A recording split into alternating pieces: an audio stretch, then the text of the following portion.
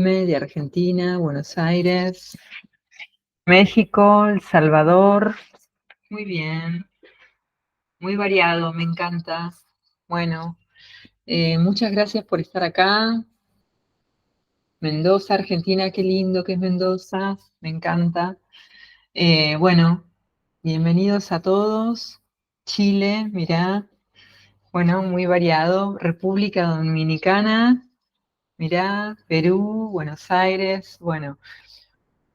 Colombia, no conozco Colombia, es una cuenta pendiente. Eh, bueno, 18:34 comenzamos. Primero que nada, muchas gracias por estar acá.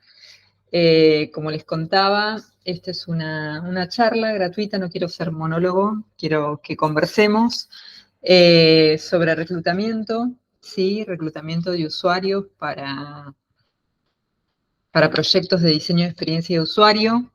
Es parte del contenido que trabajamos creo que es la cuarta clase, el cuarto encuentro, o el tercero. Ya es la cuarta edición que hacemos del curso modalidad taller de cómo diseñar un Discovery Research. Es decir, la cuarta edición. Y bueno, nada, vamos a profundizar, ¿sí? Algunos tips y buenas prácticas, claramente desde lo que es mi experiencia, si no tengo la verdad revelada, vengo desde mi camino, desde lo que es mi formación, que es muy técnica en investigación, y justamente el reclutamiento suele ser como una gran caja negra en lo que es el campo, ¿sí? Yo lo concibo al reclutamiento como parte de lo que es el campo, ¿sí? Eh, así lo he trabajado y también lo enseño. Entonces, hace unas semanas les contaba sobre algunos pasos. Se puede simplificar, es un poco más complejo, pero se puede simplificar en relación a pasos para lo que se conoce como cómo hacer un reclutamiento, ¿sí? Eh, Decía que lo primero que necesitamos tener en cuenta es si el producto digital o el servicio digital ya existe en el mercado o es algo nuevo, ¿sí? Cuando estamos haciendo un discovery profundo, va a ser diferente el enfoque, ¿sí? Cuando ya existe el producto o el servicio digital en el mercado, tenemos más herramientas, sí, podemos arrancar antes de hacer entrevistas o antes de reclutar usuarios, podemos hacer un benchmarking, ¿sí? Entonces tenemos como más claridad en relación al proyecto.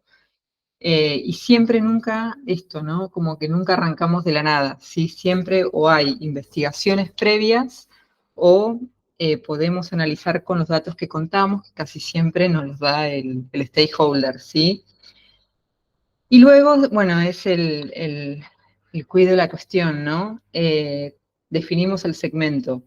Y acá siempre me preguntan, ¿no? Bueno, ¿cómo definir el segmento? Lo primero que hacemos, o mi primera recomendación es, bueno, a partir de tener claro el presupuesto y tener claro los tiempos del proyecto, podemos estimar un poco la cantidad de usuarios, ¿sí? Claramente en lo que es metodología cualitativa, no vamos a necesitar, no es tan importante, no es importante el criterio cuantitativo, ¿sí? La cantidad de personas usuarias que vamos a definir. Entonces podemos estimar eso a partir de los tiempos y el presupuesto del proyecto, ¿sí? También los recursos con los que contamos, ¿sí? Cuántos somos en el equipo para abordar el proyecto. Eh, ¿Cómo venimos hasta acá? ¿Cómo vienen? No les veo las caras. Algunos les veo las caras, otros no. ¿Bien? Háganme así con la... Ahora igual vamos a dar un... Ah, bien, muy bien, Luis, muy bien, Luis. Gracias, me gusta, todo bien, bien. Me gusta verles las caras, me siento como más. Estamos lejos geográficamente, pero estamos cerquitos. La disciplina nos acerca. Bueno, entonces, muy bien, Jime, gracias. Entonces, definimos el segmento, ¿sí? Entonces, primero, a ver, el primer tip es pies en la tierra, ¿sí? definir, bueno, de acuerdo al presupuesto y de acuerdo a los tiempos, ¿sí? del proyecto, bueno, ahí ya podemos estimar podemos estimar los incentivos a los usuarios y la cantidad. Sabemos que en metodología cualitativa el criterio Quanti no aplica. Siempre estimamos, si son pruebas de usabilidad, vamos a usar vamos a precisar si reclutar 5 usuarios. Y en cuanto a entrevistas, la verdad que no mueve la aguja, ¿sí? Quizás 3 es muy poquito, no nos alcanza para determinar patrones, ¿sí? 5 es un buen número, 7 es un buen número. Mi experiencia casi siempre son 11 o 12 personas, ya la tercera entrevista ya tenés un patrón, ¿no? Pero para cerciorarse y para saturar está bueno, sí, un 7, 9, 11 aproximadamente, ¿no? Pero digo, bueno, todo depende de los tiempos, los recursos con los que contamos, los recursos humanos y tecnológicos también del proyecto, ¿sí? Y luego el quid de la cuestión, ¿no? Esta caja negra que es el reclutamiento. Bueno, ¿cómo definimos a quiénes reclutar? Bueno, y acá no es que hay solo un criterio, ¿sí? Por eso no es la verdad revelada. Lo que se conoce mucho como criterio de inclusión o criterio de exclusión, ¿sí? Que son qué características definen a esa población o definen a ese segmento, ¿sí? ¿Qué características son relevantes? ¿Sí? Por ejemplo, la edad no es relevante, ¿sí? En marketing siempre utilizamos lo que se llaman hábitos, ¿sí? Hábitos de las personas o perfiles actitudinales. Puede ser, a ver, volviéndole a lo que decía al inicio, si estoy haciendo un proyecto de research sobre un producto que ya existe en el mercado, o no sé, estoy trabajando en el rediseño de una aplicación puntual y voy a trabajar sobre personas que utilicen ese tipo de aplicación o que sean de la competencia. Ese es un criterio válido, digamos, ¿no? Entonces, mi criterio de inclusión va a ser personas usuarias, por ejemplo, de billeteras digitales, ¿no? Si estoy trabajando en el rediseño de una billetera digital. O de si puedo hilar más fino, voy a trabajar con la competencia. ¿Me siguen? ¿Sí? Entonces digo, bueno, creo que la calidad de los datos que obtengamos va a venir un poco definida por, si hacemos entrevistas, por cómo está conformada esa guía de preguntas y esto, ¿no? La definición del objetivo de investigación y explicitar el criterio de por qué definimos a determinada población. Que no hay una sola manera de estar fundamentada, ¿sí? Y esa fundamentación siempre viene en relación a los datos, ¿sí? Entonces, esto que les decía, nunca empezamos de la nada, siempre se hizo un research previo, o depende también, digo, el tamaño de la empresa, si es grande, si es más chica, pero siempre el stakeholder, el que nos pide, o el PO, que nos pide hacer el research, nos va a dar algunos datos, nos puede dar una base de datos, nos puede mostrar algunas investigaciones previas, ¿sí? Entonces, a partir de ahí ya tenemos algunos findings que nos guían para nuestro research, ¿sí? Ningún research está aislado, esto es un tip clave de lo que es la práctica de la investigación, ¿no? Ningún research está aislado, sino que siempre se hizo antes en relación a la temática que estoy trabajando y siempre se va a hacer luego, ¿sí? Por eso documentamos para poder comparar luego. Entonces, creo que el paso más difícil o el desafío más importante, bueno, es esto, definir el segmento. Y mi recomendación acá, mi tip, digamos, es menos es más, ¿no? Este principio que rige un poco lo que es diseño de experiencia de usuario, definir una variable importante que tenga que ver con el uso de la aplicación o con una característica relevante de esa población y que me sea también representativa. Pero, por ejemplo, también se puede usar otro criterio para definir el segmento para el proyecto de diseño de experiencia de usuario, puede ser la variabilidad, ¿no es cierto? Entonces, me puedo basar en la edad, ¿no? Una persona, no sé, mayor de 60 años, una persona más joven, o una persona que viva en el interior, o una persona que sea capitalina, puede ser totalmente diferente. Puede ser también, es una manera de definir, que también es válida, ¿no? Y también la he utilizado. Eh, ¿Alguna pregunta sobre el criterio de inclusión, exclusión? ¿Cómo estamos hasta acá? ¿Todo bien? Dice María. Natalie dice todo bien. Bueno, quiero escucharlos, ¿eh? Quiero verlos y escucharlos. No me gusta que sea monólogo. Entonces les decía, ¿no? Esto de, a ver, buenas prácticas, definir el objetivo, sí, documentar el proyecto. Lo más importante me parece el objetivo, sí, el alcance del proyecto y cuál va a ser nuestro criterio en cuanto a la selección de lo que es el segmento. Bueno, después vienen cuestiones administrativas, ¿sí? El proceso de reclutamiento, como les contaba al inicio, es parte de lo que se llama campo y tiene cuestiones administrativas, ¿sí? Que son parte del proceso. Por ejemplo, esto, ¿no? Gestionar los incentivos, incentivos per cápita.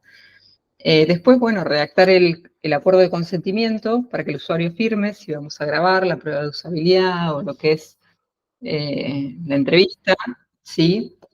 Y eso, bueno, eso lo practicamos, ¿sí? En el curso de Discovery. Y también lo que yo recomiendo mucho es planificar cómo voy a contactar a estas personas usuarias. ¿Por qué? Porque ahí puedo evitar sesgar, ¿sí?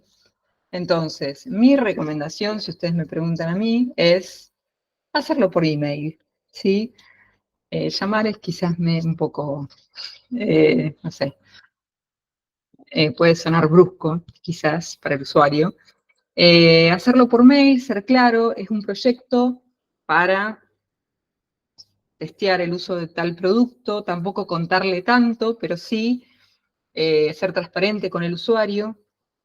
En pruebas de usabilidad saben que está bueno decir que esto que necesitamos, que la persona nos diga lo que está pensando, sí que hable en voz alta y que no estamos evaluando a la persona como tal, sino estamos, yo siempre lo que solía hacer y lo que hago es, bueno, lo importante es cómo está o sea, estamos teniendo el foco en el producto, como que la persona no se siente evaluada, ¿sí? La palabra entrevista, la palabra prueba, son palabras técnicas. Y nosotros quizás en diseño de experiencia de usuario, quizás hablamos en nuestros términos en inglés, y no sé qué, bueno, la UI, no sé qué, y al usuario hay que hablarle en términos simples, ¿sí?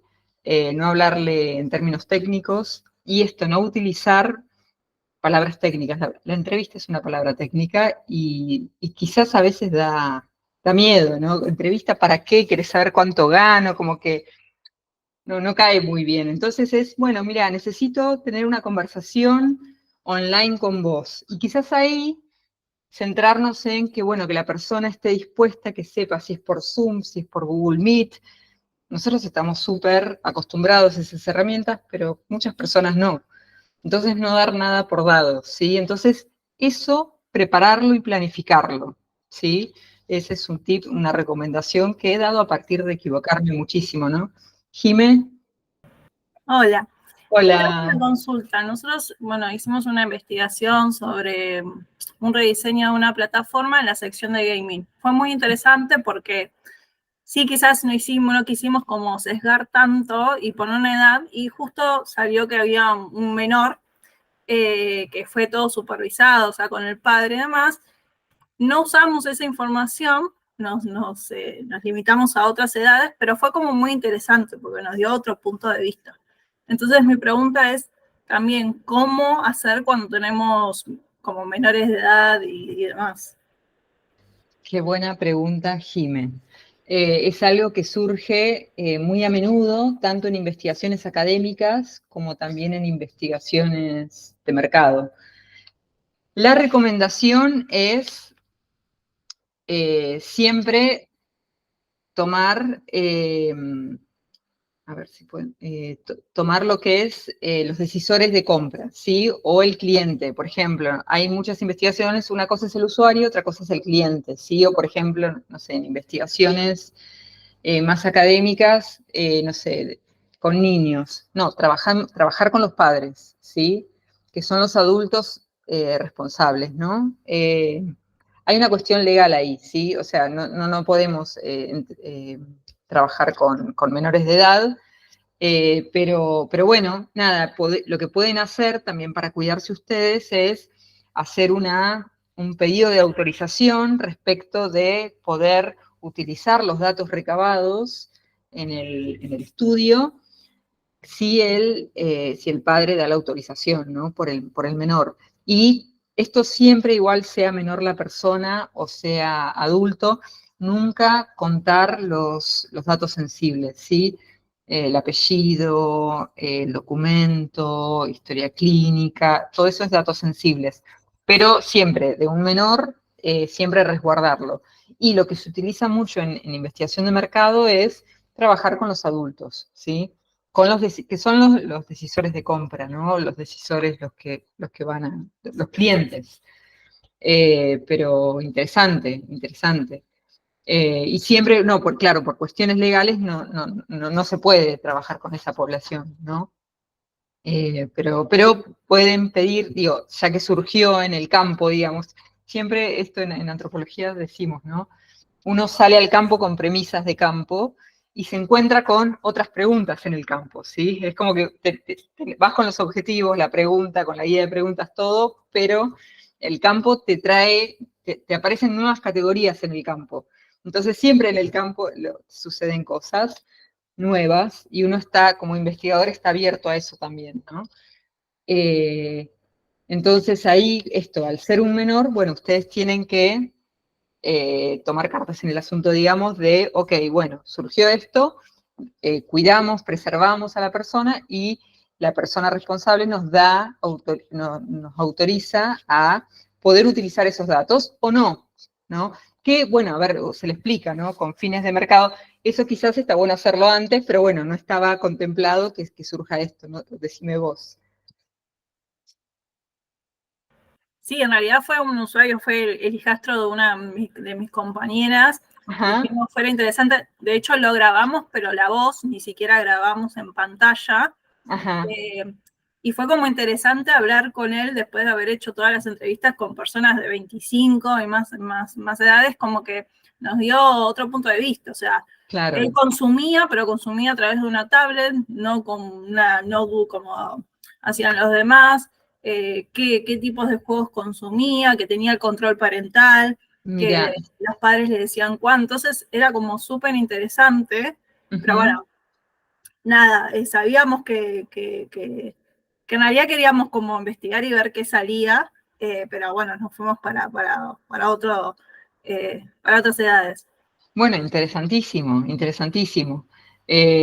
Ahí siempre esto, ¿no? Bueno, el consentimiento a ser grabado, sí, la firma de consentimiento, y esto, como pedir la autorización a utilizar los datos recabados en el estudio al tutor, al padre, ¿no es cierto? También para cuidar a la persona y para cuidarse ustedes legalmente, ¿no? De que es un menor. Pero sí, es muy rico, claro, una diversidad de miradas. Sí. Eh, entonces, bueno, nada, redactamos estas cuestiones, estas prácticas administrativas que son importantes planificarlas, ¿no? Redactar el acuerdo de consentimiento, que en el curso hay varios modelos, ¿sí? En lo que es el curso yo les doy el que he utilizado yo, que está bueno esto, dárselo a la persona cuando nos comunicamos para reclutarla, si es por un email, bueno, darle ahí si acepta participar en el estudio, bueno, le damos el consentimiento, ¿no? Ahí utilizamos mucho UX Writing. Bueno, cómo le pedimos a la persona que, nada, que quiera participar en nuestro estudio? Casi siempre a través de una base de datos que nos da el cliente, ¿no? Entonces ya utilizamos, si es por mail, ya utilizamos el mismo canal para pedirle que firme el consentimiento. Y esto es lo que yo les decía, yo prefiero hacerlo por correo, ¿sí? ¿Por qué? Porque podemos como anticiparnos a esto, ¿no? A ver qué palabras usamos, que le damos, y acá es esto que les decía, ¿no? Como le damos, somos transparentes hacia el usuario, pero tampoco le contamos todo. Yo soy parte del equipo, no le interesa eso al usuario, es ¿por qué me estás contactando vos para participar en este estudio, ¿sí? Y para mejorar tal producto o servicio, si es que ya existe, o estamos indagando sobre una nueva oportunidad en caso de que sea un producto nuevo, ¿sí? Como tampoco contarle todo, porque ahí sí sesgamos su mirada, ¿sí? Acá hay una pregunta. Mariel, ¿cómo reclutás cuando el cliente no da la base de datos de usuarios a contactar? Muy,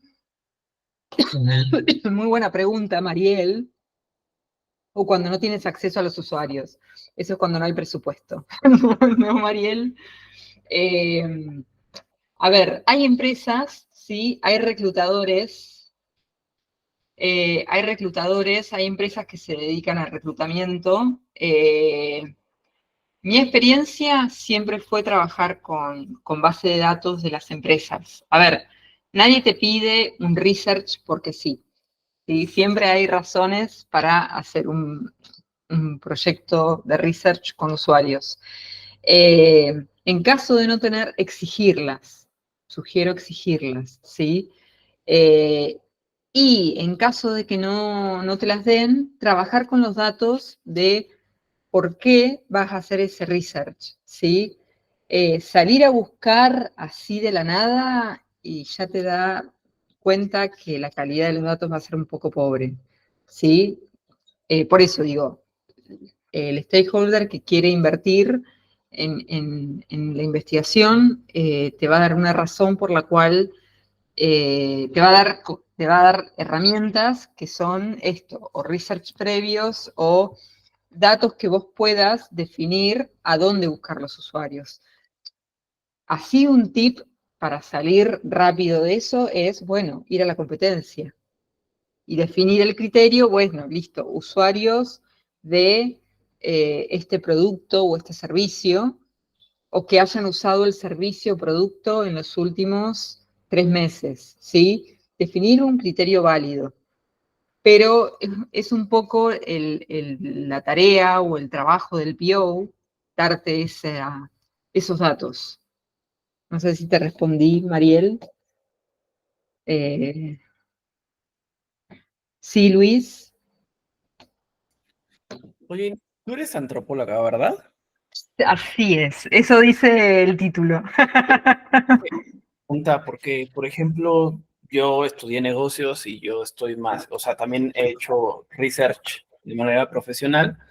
Y mi pregunta es justamente esta, como el warm-up que hacemos para poder como hacer que justamente el usuario como que extraer todo el dato cualitativo que queremos de la entrevista, recopilar. Generalmente, ahorita que te escuché decir así como que casi de algunas cosas como omitirlas durante la entrevista, que nos cobra valor, pero no sé en tu experiencia como antropóloga, yo soy como un poco más social y como siempre, como intento romper el hielo y eso sé que en alguna ocasión los antropólogos es como, no quiero sesgar la evidencia, ¿no? Entonces, no sé, tu experiencia, cómo lo has vivido o qué te parece o alguna manera de que yo tal vez pueda ser un poco más extrovertido al momento de hacer el warm-up, al momento de recopilar un dato, si lo sesgo, ¿qué puedes decirme respecto a eso?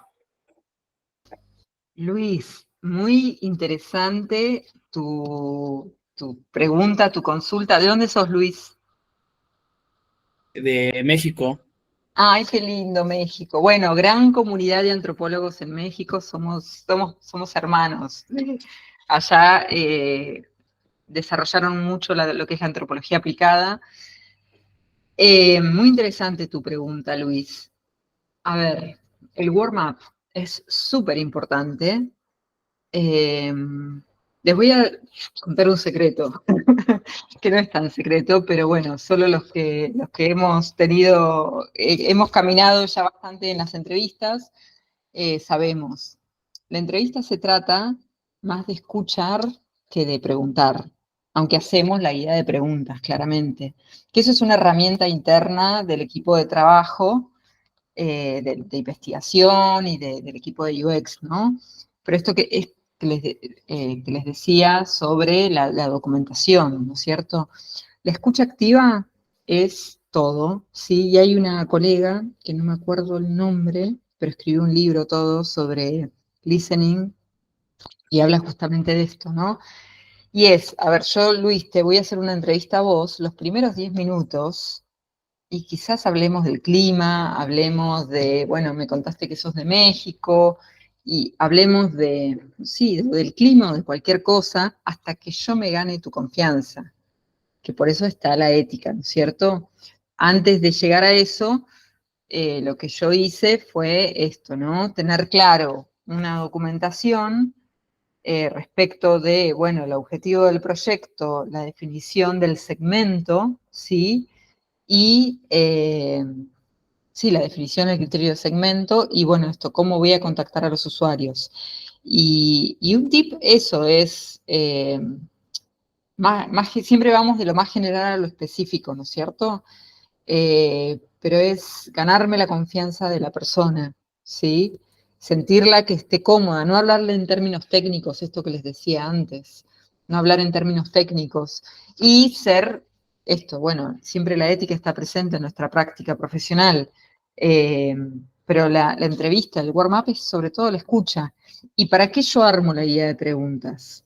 Para saber a dónde ir, pero yo voy guiando, yo siempre digo que la entrevista es una conversación guiada por el investigador. Lo que pasa es que el entrevistado no se da cuenta que hay una guía, que hay un guión hecho, que hay una guía de preguntas. Y la guía de preguntas se trata más que nada de tener claro a dónde orientar las preguntas. Y quizás son preguntas abiertas. Arranco hablando del clima, pero después voy a ir a donde yo quiero ir. Y para eso necesito haberme ganado la confianza de mi interlocutor. Y que la persona se olvide que está siendo grabada y está en un estudio. Por eso el tiempo es clave. Y no se trata de cantidad de preguntas como en una encuesta, ¿sí? Las dos técnicas, una es quanti y otra es quali, se basan en un cuestionario, pero es totalmente diferente. Y por eso les decía, es sobre todo la escucha activa. Y eso, bueno, es técnica, es técnica. Es técnica y siempre está bueno la organización y la planificación previa, sobre todo del equipo, ¿no? Si yo estoy con Jimena trabajando, bueno, vamos a tener claro los roles. Yo soy la que entrevista y llamearme con ella, bueno, ¿dónde vamos a recabar los datos de la entrevista? ¿Sí? Bueno, Mariel, vos tenías una pregunta. Pues sí, porque lo que tú comentaste sobre la pregunta que hice es el deber ser. Sin embargo, te voy a dar un poco de contexto y pues mira, trabajé, porque ya no trabajo ahí, en una empresa que hace software a un usuario muy específico, son muy pocos. No es una empresa que al día de que yo me fui valore el research, estábamos en eso. De hecho, yo fui la primera que contrataron para ese fin.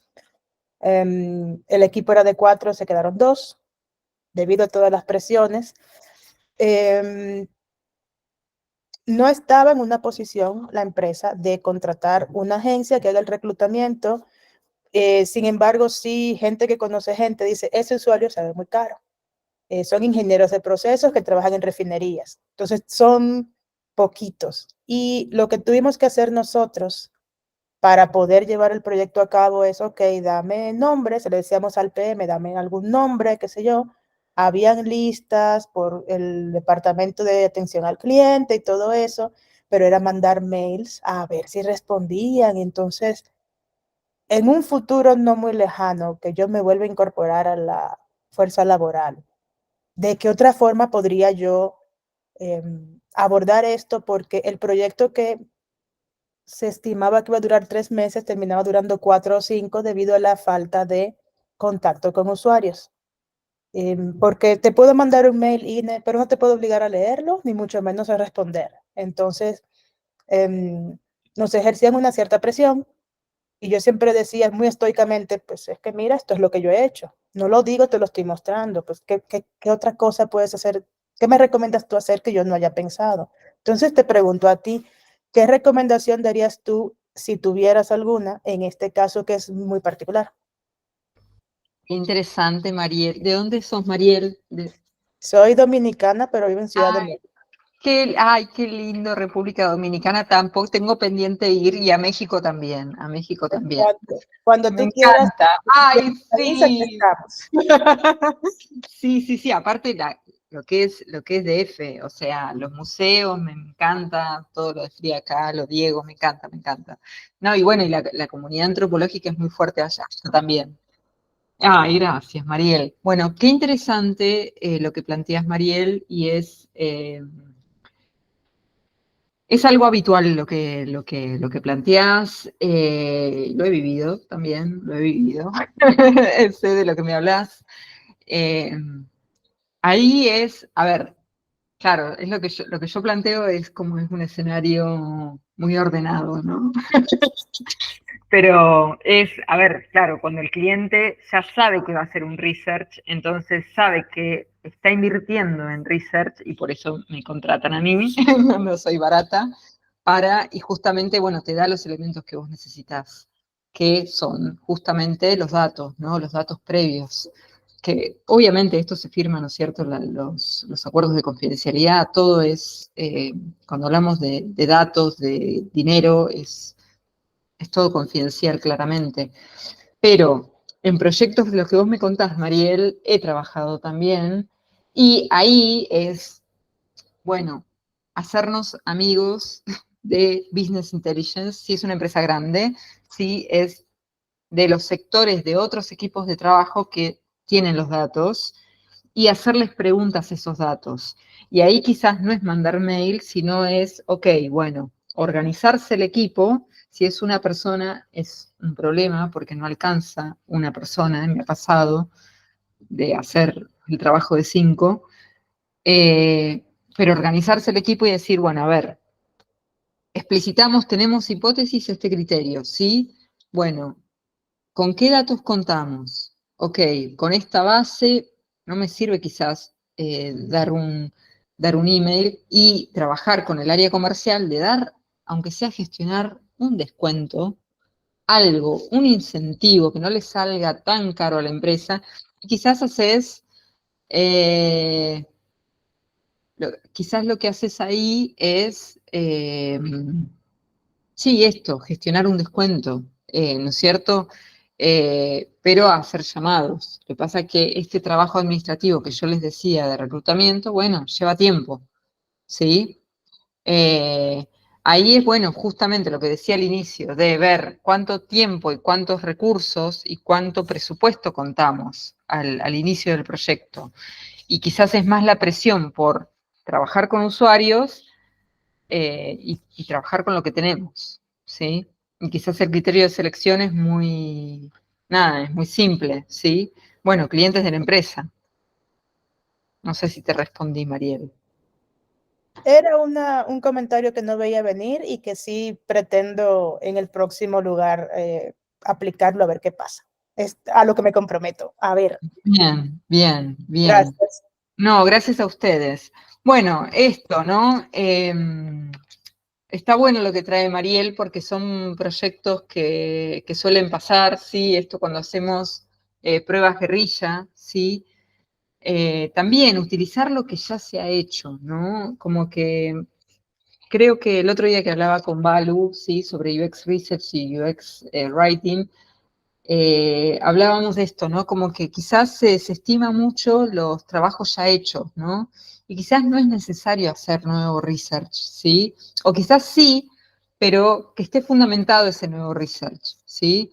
Como reciclar los datos con los que ya contamos, ¿sí? Siempre tenemos o alguna métrica o algún feedback por lo cual necesitamos hacer un cambio.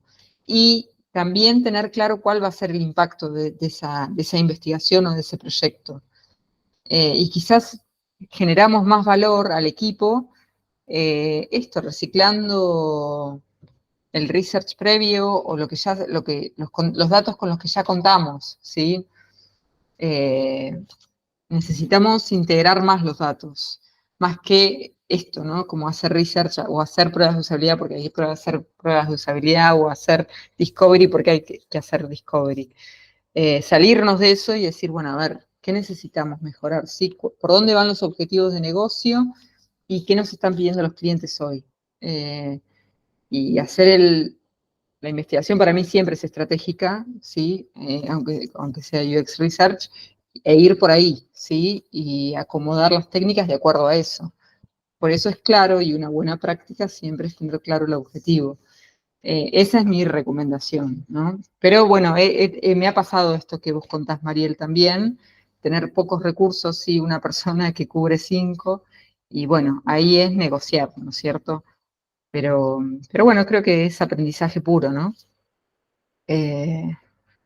Preguntas, dudas, comentarios. Qué silencio, chicos. Jime.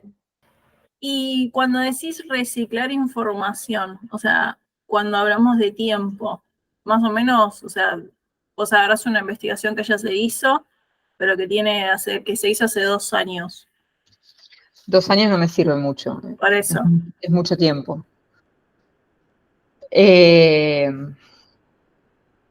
Si es de 2 años, bueno, hacemos de 2 años, pero hacerles preguntas a esa investigación, ver qué findings siguen en pie y cuáles no. Analizar indicadores de un año a otro, la variación de enero a enero, qué variación hubo, sea de ventas, sea de NPS, sea de cualquier indicador, de cualquier métrica. Analizar, historizar esas métricas, esos datos. Por eso digo, depende el tamaño de la empresa. Si son empresas grandes, bueno, trabajar mucho en equipo con esto, Business Intelligence, con BI, y hacerles preguntas a esos datos. Si son empresas más chicas, bueno, igual, hacer equipo, ¿no? Con el product designer, cómo impacta en el diseño del producto y cómo impacta eso en el negocio, ¿no? El rol hoy del product designer, de product designer manager o el líder de diseño del producto. Creo que el desafío siempre es esto, trabajar en equipo con los tiempos cortos, ¿no? Pero tener el norte claro a dónde vamos. Y quizás esto, en una semana, bueno, analizo los datos que quizás 2 años es mucho tiempo. Quizás en el Q anterior o al año. A mí me gusta comparar siempre datos quantis de lo que es un año a otro, ¿no? La variación. Ahí ya tenés un montón de datos. Ahí tenés un montón de datos. Y nada, las métricas, ¿no? Esto. Todas las empresas están con el NPS. Es muy crítico el NPS, pero bueno, es una métrica que se utiliza mucho. Es un dato muy también, digo, el feedback directo del cliente, del usuario, ¿sí? Analizar eso. Eso es muy rico. Del último mes. Depende esto, depende qué dato y depende cuándo. Pero esos datos casi siempre están. Y esos datos nos cuentan mucho. Escuchar al cliente. Escuchar al cliente, escuchar al usuario. No siempre es el mismo. Puede ser un usuario y el cliente es otro, ¿no? Como en el caso que vos contabas. El usuario es un niño y el cliente, el que le compra eso al niño, es el padre. Bueno, yo ahí aconsejo, bueno, son 2 user personas, tenerlos a los 2, ¿no? Pero bueno, esa es mi recomendación. Veo exalumnos aquí, algunos exalumnos, qué lindo. Bueno, preguntas, comentarios, dudas. Van a tener, las personas que se anotaron hoy van a tener va a haber una sorpresa para el curso de Discovery, que es la 4ª edición que estamos haciendo con Edison. Así que nada, eso. Les agradezco por haber venido. Van a tener así un pequeño descuento. Y bueno, nada, eso. Contarles eso, que trabajamos mucho el reclutamiento en uno de los encuentros, y la idea es trabajarlo en los proyectos que ustedes están trabajando. Sí, yo les doy como templates que he utilizado yo, que no son la verdad absoluta, es lo que me ha servido a mí. Hay diferentes modelos. Siempre mi recomendación es esto, ¿no? Trabajar con la ética de las personas, ¿sí? Y esto, saber que trabajamos con datos, que están en relación a inversión, a dinero, y también que hay leyes, ¿sí? En relación a la privacidad de los datos. Eso también lo trabajamos. Y bueno, eso. Esa es ¿Alguna otra pregunta, duda, comentario sobre reclutamiento, sobre research? Lo que preguntó el warm-up, lo que preguntó antes el otro chico, lo trabajamos en un curso que di sobre entrevistas, que nada, es una técnica que trabajo hace muchos años, que me encanta. Y bueno, eso. Es un mundo apasionante, el research. El sesgo también lo trabajamos, y el sesgo, a ver, el sesgo también, hay toda una clase sobre sesgos. Trabajamos un clásico de los libros, y hoy ya también está bastante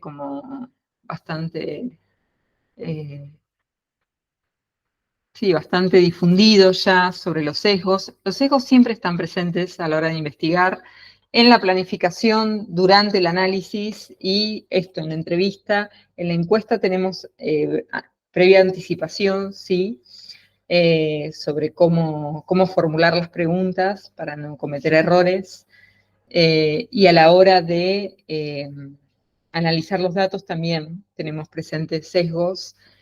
Trabajamos algunos ejercicios para evitarlo, y también nada, les cuento un poco mi experiencia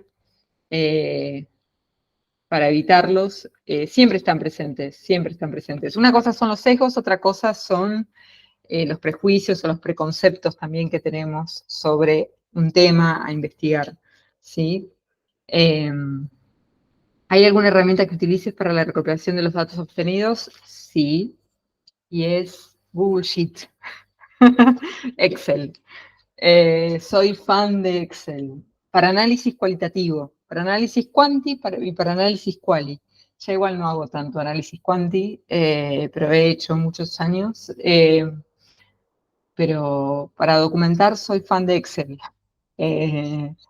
Excel es una gran herramienta cuantitativa, pero también para documentar un proyecto y después colgarlo a Miro, por ejemplo.